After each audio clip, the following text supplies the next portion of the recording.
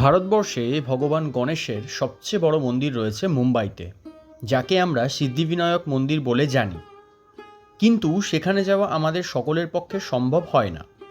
তাই আজকের পর্বে আপনাদের নিয়ে যাচ্ছি উত্তর কলকাতার জোড়াসাঁকোর মুক্তারামবাবু স্ট্রিটে অবস্থিত সিদ্ধিবিনায়ক মন্দিরে। পাশ্চাত্য নাশই এই ভিডিওর মাধ্যমে প্রাচ্যেই দর্শন করুন সিদ্ধিবিনায়কের।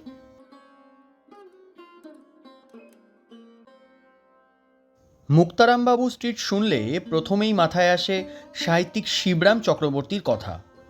এখানকারই এক মেসবাড়িতে তার আজীবন কেটেছে। এহেন মুক্তারামবাবু স্ট্রিটেই রয়েছে আরেক আকর্ষণ, মার্বেল প্যালেস। আর তার ঠিক পাশেই রয়েছে উত্তর কলকাতার একমাত্র সিদ্ধিবিনায়ক মন্দির।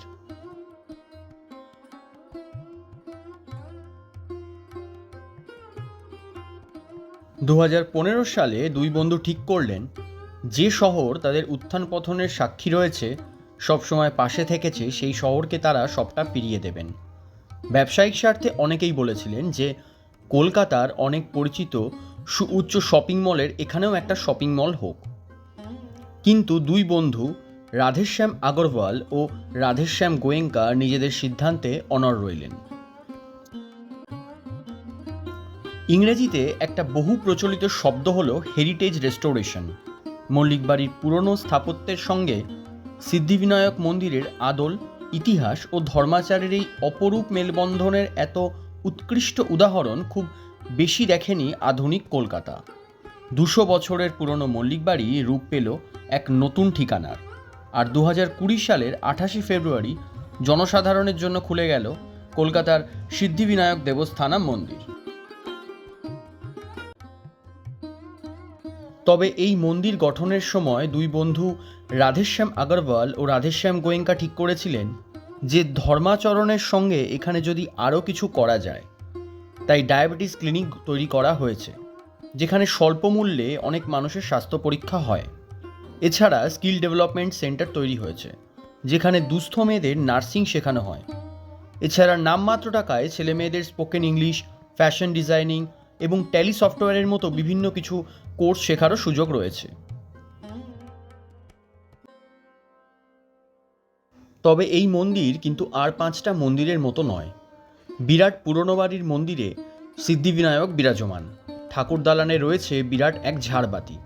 এখানে দর্শনার্থীরা শান্তিতে ঈশ্বর চিন্তায় ধ্যান করতে পারেন।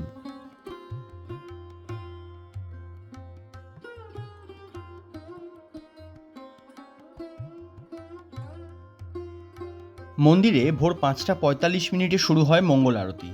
মহা আরতি হয় সকাল 7টা নাগাদ। তারপর খিচুড়ি ভোগ ও মহাভোগ দেওয়া হয়। নিত্য পুজো ছাড়াও মন্দিরে গণেশ চতুর্থীর দিন ভক্তদের ঢল নামে।